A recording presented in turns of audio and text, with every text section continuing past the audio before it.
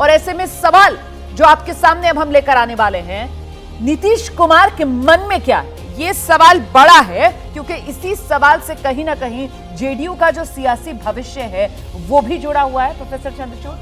देखिए रोमाना जी, जहाँ तक नीतीश कुमार का प्रश्न है, लंबे दौर तक राजनीति, लंबे समय से राजनीति में हैं और राजनीति में भी सत्ता सुख प्राप्त करते रहे हैं। उसका विशेष कारण यही है कि वो अपने सारे विकल्प खुले रखते हैं, किसी के साथ भी जाने से उनको परहेज नहीं है। राजनीति में कोई अनटचेबिलिटी होती नहीं, और इसका सबसे बड़ा उदाहरण नीतीश कुमार अभी के समसामयिक राजनीति में हैं।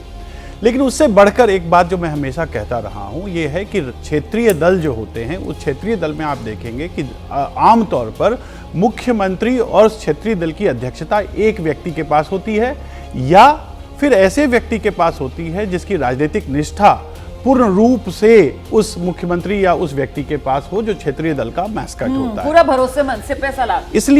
इसलिए जब भी आप देखेंगे, अगर कोई ऐसा व्यक्ति है जो इंडिपेंडेंट डिसीजन लेने के लायक है या सक्षम है, तो विगत वर्षों में भी आपने देखा, नीतीश कुमार जी ने पहले जॉर्ज फर्नांडिस के साथ, फिर शरद यादव जी के साथ, फिर आरसीपी सिंह के साथ, कभी भी जब भी जनता दल यूनाइटेड में खास करके किसी व्यक्ति ने कोई इंडिपेंडेंट डिसीजन लेना चाहा है, तो नीतीश कुमार उसमें सामने आ गए हैं जी। ये भी हो सकता है कि मुझे जैसा लग रहा है कि जो मुंगेर संसदीय क्षेत्र है उसमें भी कुछ जटिलताएं बढ़ रही हैं, और उस जटिलताओं को पार करने के लिए ललन सिंह के लिए ये एक विकल्प हो सकता है कि वो लोकसभा में खास करके राजद के साथ हाथ मिलाएं। तो जो नज़दीकियां बढ़ रही हैं, उस नज़दीकियों के वैयक्तिक कारण भी हो सकते हैं, और उस वैयक्तिक कारण से भी ये पूरी संभावनाओं का जो बाजार है वो गर्म है। नहीं, वो तो वैसे ही जेडीयू और आरजेडी तो साथ में ही थे, तो फिर अलग से नजदीकियां ज्यादा बढ़ाने की मुंगेर में अगर आप फंसे हुए हैं उस लिहाज से, उसका तो कोई पॉइंट बनता नहीं है। तो मतलब फिर तो यही माना जाए कि पार्टी दो फाड़ होने की कगार पर है, और ऐसे में ललन सिंह जो ये नहीं चाहते हैं कि आरजेडी से साथ छूटे, बीजेपी की तरफ झुकाव हो, और इसी वजह से ये सारी बदलाव की कवायद जो देखी जा रही है। विनोद जी, अब देखिए क्या कारण है, ये तो नीतीश कुमार जानते होंगे, ललन सिंह जानते होंगे। हम लोग तो खाली बाहर से अनुमान लगा सकते हैं अपने अपने तरीके, जैसे भी प्रोफेसर साहब ने बताया स्थानीय कारण क्या हो सकते हैं। मुझे लगता है कि ललन सिंह, चूंकि नीतीश जी और ललन सिंह के संबंध राजनीतिक से हटके व्यक्तिगत संबंध भी बहुत नज़दीकी रहे हैं, और दोनों एक समय था, कुछ समय के लिए ललन सिंह नीतीश से अलग भी हुए थे, एक दौर आया था वो, और बाद में फिर उनके बीच में दोस्ती हुई और फिर वापस वो नीतीश जी के साथ आ गए। दरअसल ये बात सही है कि जनता दल यूनाइटेड जैसी पार्टी या आरजेडी या समाजवादी पार्टी, इनमें जो है एक ये व्यक्ति प्रधान पार्टियां हैं, और व्यक्ति प्रधान पार्टी में आप किसी को भी अध्यक्ष बना दीजिए, राष्ट्रीय अध्यक्ष बना दीजिए, अंतर्राष्ट्रीय अध्यक्ष बना दीजिए, उसका वो वही करेगा जो नेता चाहेगा। अब ललन सिंह राष्ट्रीय स्तर पर प्रचार नहीं कर पाए पार्टी का, ये ललन सिंह की जिम्मेदारी, गलती नहीं है। वो तो नीतीश जी जैसा चाहेंगे वैसे,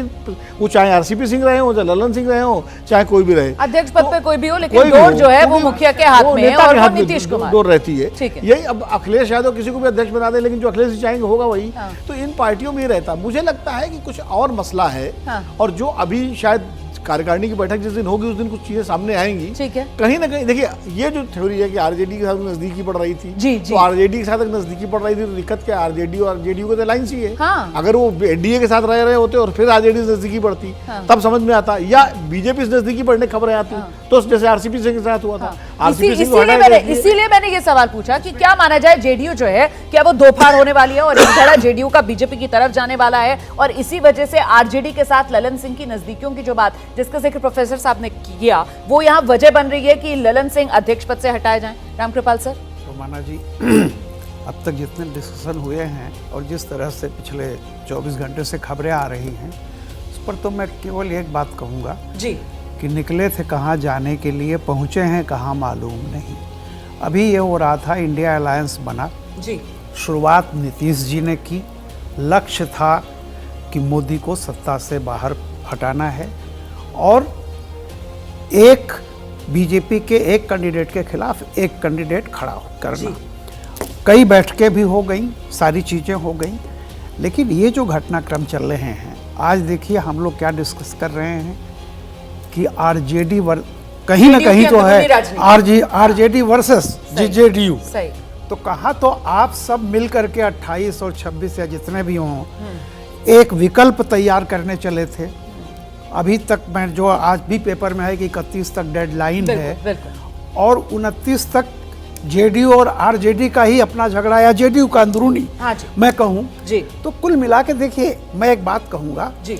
नीतीश कुमार जी की जो राजनीति रही है 2014 से वो उन्होंने राजनीति में आप राजनीति कीजिए वहाँ पे व्यक्तिगत किसी से द्वेष या जिसको कहते हैं ना कि एक प्रतिस्पर्धा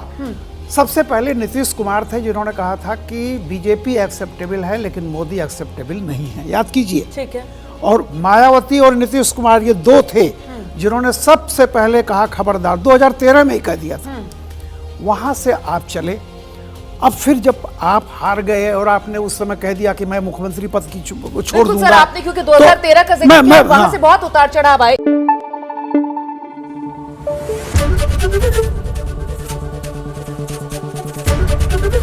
एबीपी न्यूज आपको रखे आगे।